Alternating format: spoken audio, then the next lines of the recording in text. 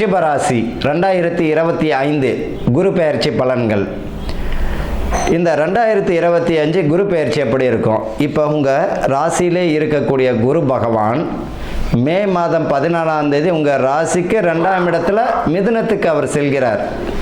அப்போ மிதுனத்தில் அவர் எந்த மாதிரி சில குரு பகவான் இருக்கும்பொழுது எந்த மாதிரியான பலன்களை உங்களுக்கு தருவார்? இப்போ குரு பகவான் பார்த்தீங்கன்னா ரிஷபத்திற்கு 6ஆம் இடம், 8ஆம் இடம், 10ஆம் இடம் அவர் குரு பகவானுடைய பார்வை ராசிக்கு. அப்போ எந்த மாதிரியான உங்கள் ராசிக்கு 2ஆம் இடத்தையும் அவர் பார்க்கிறார் இல்லையா? துலாமியும் பார்ப்பார், தனுசையும் பார்ப்பார். அப்போ எந்த மாதிரியான பலன்கள் அவருக்கு 10ஆம் இடமாகவும் பார்வை இருக்குது. அப்போ எந்த மாதிரியான பலன்கள் ரிஷபத்திற்கு? ரிஷபத்திற்கு அற்புதமான வருஷம் பார்த்திங்கன்னா இந்த 2025 தான்.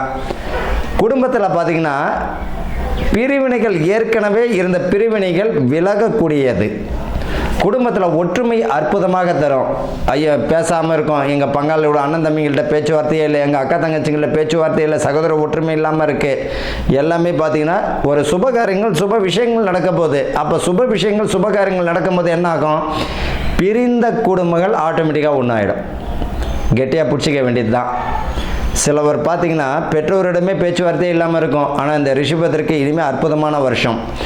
சுப காரியங்களுக்கெல்லாம் வீடு கட்டி குடியேறுவதற்கும் சொத்துக்கள் அசையா சொத்துக்கள் வாங்குவதற்கும் ரொம்ப அற்புதமான விஷயம். இது வரைக்கும் பார்த்திங்கன்னா புத்திர பாக்கியம் தாமதம் அடைஞ்சிட்டு இருக்கும். மருத்துவம் பார்த்தும் தாமதமாகிடும். திருமணமாகியும் பல வருஷமாக புத்திர பாக்கியம் இல்லாமலும் இருக்கும். அவர்களுக்கெல்லாம் குடும்பமாக உருவாகக்கூடியது. குடும்பம் என்னென்ன? மனைவி மக்களோடு சேர்ந்தது தானே குடும்பம். அப்போ குழந்தையினுடைய பாக்கியம் உங்களுக்கு தந்துடும். புத்திர பாக்கியத்துக்கு பலத்தையும் தந்து விடுவார் இந்த குரு. அப்போ சுபகுரு தான், பயப்பட வேண்டாம். குடும்ப பாக்கியம் நல்லாவே இருக்குது. வேலைகள் உத்தியோகம் இது வரைக்கும் பார்த்திங்கன்னா இந்த ரிஷபத்திற்கு பார்த்தீங்கன்னா செவுத்தில் எரிஞ்ச பந்து மாதிரி பந்து என்னாகும்? திரும்ப வரும். அப்போ செவுத்தில் எரிஞ்ச போவார், ஒரு வேலைக்கு போவார், திரும்ப வருவார், போவார், வருவார், போவார். இதே தொடர்கதையாகவே தான் இருந்துகிட்டு இருக்கும். ஆனால் இந்த 2025 ஒரு நிரந்தர வேலைக்கு வழியை தரும். நிரந்தரமான உத்தியோகத்திற்கு ஒரு வழியும் தரும். அது அரசு ஜீவனத்துக்கும் பலம் உண்டு. டிஎன்பிசி கவர்மெண்ட் எக்ஸாம் ஏதாவது இருக்கா? எழுதுங்க, ஒன்றும் பயப்பட வேண்டாம். யூனிஃபார்ம் சம்மந்த போலீஸை ட்ரை பண்ணுறேன், ஆர்மி ட்ரை பண்ணுங்க. அற்புதமான வருஷம் ரிஷபத்துக்கு. வீடு கட்டி குடியேறிடுவீங்க. கிரகப்பிரவேசம் அளவுக்கு போயிடும். வாழக்கூடிய இடமும் நல்லா தான் இருக்குது. இந்த ரிஷபத்துக்கு பார்த்தீங்கன்னா மேக்சிமம் பார்த்தீங்கன்னா உக்கிரமான பெண் தெய்வம் காவல் தெய்வமாக தான் அந்த குலதெய்வமாகவே இருக்குது. அப்போ குலதெய்வத்திற்குரிய வேண்டுதல் யாராவது இருந்தனாலும் நிறைவேற்றுங்க. குலதெய்வம் அற்புதமாகவே இருக்கும். உங்களுக்கு ஆணித்தரமான உண்மை, குலதெய்வம் உங்களுக்கு நல்ல ஒரு பலனையை அள்ளித்தரும். குரு பலனை அள்ளி தருவார். குடும்பத்தில் இருக்கிற குலதெய்வத்தினுடைய அருளும் உண்டு. அதே போல் பார்த்திங்கன்னா தனஸ்தானமும் நல்ல திருப்திகரமாக இருக்கும். வியாபாரம் ஆகலை, ஏதோ ஒரு வியாபாரம் ஆகும், தப்பிச்சிக்கலாம். தனஸ்தானமும் திருப்திகரமாக இருக்கும். இப்போ இந்த 2025 வரக்கூடிய வருமானத்தை சேர்த்து வைக்கணும். இல்லைன்னா கடன் இருந்தால் கடனை பைசல் பண்ணணும். வச்சுக்கிட்டு நான் இப்போ அடுத்த தொழிலை ஆரம்பிக்கலான்றதோட இருக்கக்கூடிய பிரச்சனையை முடியுங்க. ஒரு பழமொழி இருக்குது, வச்சு அழுவதோட வித்து அழு. ஏதாவது கடன் இருக்கா பைசல் பண்ணிவிட்டு கஞ்ச கூட நிம்மதியாக குடிக்கக்கூடிய காலம் இப்போது உங்களுக்கு வந்துடும். ரிஷபத்துக்கு ஒரு ரொம்ப அற்புதமாக இருக்கும். வீடு பாக்கியமும் வண்டி, சிலர் வாடகை கார் ஓட்டின்னு இருப்பாங்க, அவங்களுக்கு வாகன யோகத்திற்குரிய பலமும் தந்துடும். வீடு வாகன யோகமும்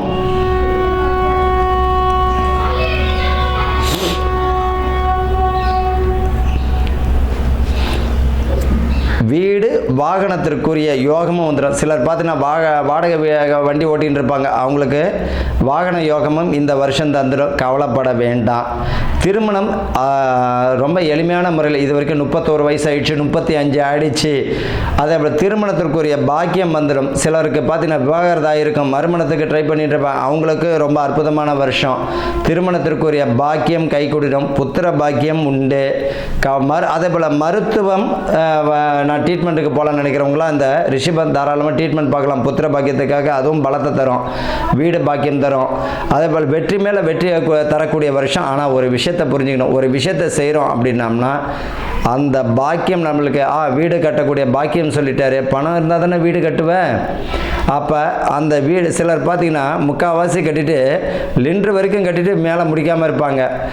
ஜோசியர் சொல்லிட்டாரு வீடு கட்டக்கூடியது, நான் 2025 முடிஞ்சு 2026 லிண்டர் வரைக்கும் தான் நிற்கிது. ஒரு விஷயம், எந்த ஒரு விஷயமா இருந்தாலும் சரி, இதுக்கு ஜோதிடங்கள் தேவையில்லை. சாதாரணமாகவே என்ன செய்யணும், பணத்தையும் கையில் வச்சுக்கணும், லோன் அப்ளை பண்ணால் அதையும் வச்சுக்கணும்.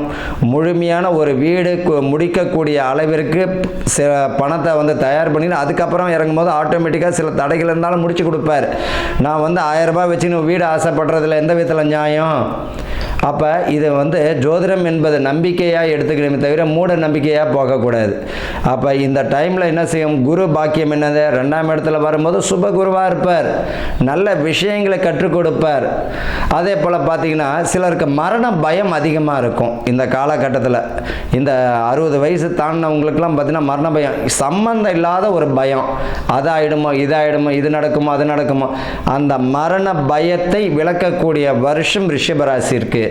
சிலர் பார்த்தீங்கன்னா செய்வினை பாதிப்பு இருக்குது. செய்வினைனா நம்ம செஞ்ச வினை தான் செய்வினை, மற்றவங்களாம் செய்ய தேவையில்ல. நம்ம என்ன வினையை செய்கிறோமோ, ரோட்டில் போகிற ஒரு நாயை கல் எடுத்து அடிச்சுன்னா மறுநாள் தெரு வழியாக போகும்போது அது குலைக்க தான் செய்யும். அதுதான் வினையை தவிர செய்வினை ஒருத்தவங்க செஞ்சுட்டாங்க அவங்க செஞ்சுட்டாங்க இவங்க செய்வினைன்னு ஒன்று இருக்குது அப்படின்னோம்னா என்னென்னமோ நடந்திருக்கும் நாட்டில். அதனால் மூட நம்பிக்கையெல்லாம் இந்த ரிஷபராசிக்காரர்கள் தேவையில்லாத விஷயத்தில் கையில் எடுத்துக்க வேண்டாம், இருக்கிற வேலையை பாருங்கள். இவர்களுக்கு என்ன அற்புதமான ஒரு பரிகாரம் அப்படின்னா, உங்கள் பெருமாள் வழிபாடு இந்த வெள்ளிக்கிழமை புதன்கிழமை பெருமாள் வழிபாடு செய்யும் பொழுதும் அதே வெள்ளிக்கிழமையில் ரிஷபம் சுக்கிரனுக்கு கூறியது இல்லையா, இந்த வெள்ளிக்கிழமையில் புதன்கிழமையில் பெருமாள் வழிபாடு பண்ணும்போது இன்னும் அற்புதமான ஒரு பலனை தரும். பயப்பட வேண்டிய அவசியம் இல்லை. ஆக மொத்தத்தில் ரிஷப ராசிக்காரர்களுக்கு பார்த்தீங்கன்னா 90% அற்புதமான வருஷமாக தான் இந்த 2025 இருக்கு. வாழ்க வளமுடன்.